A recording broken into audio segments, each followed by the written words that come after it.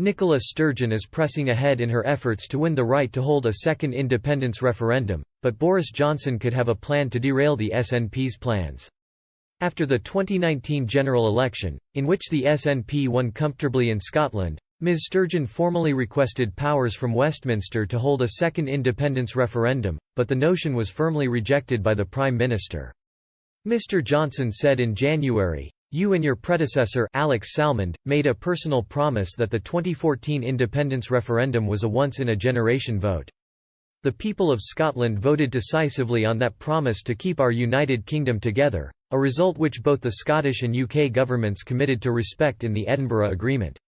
Without legislation passing through Westminster, another option for the SNP was a Section 30 order, which allows Holyrood to pass laws in areas that are normally reserved to Westminster. The case is before the Court of Session at the moment, where independence supporters are trying to establish whether Holyrood can legislate for a referendum unilaterally.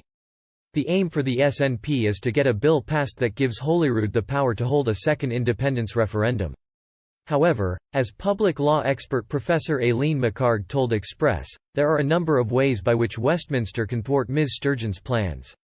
Professor McHarg said, "One challenge is that the minister in charge of the bill has to certify that it would be within Holyrood's competence.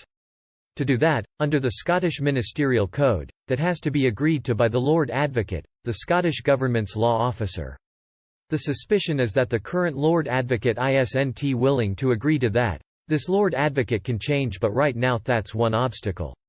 However, the expert highlights how Mr Johnson could take a similar approach to that used in 2018 during the row over the UK withdrawal from the European Union, Legal Continuity Scotland Bill, known simply as the Scottish Continuity Bill.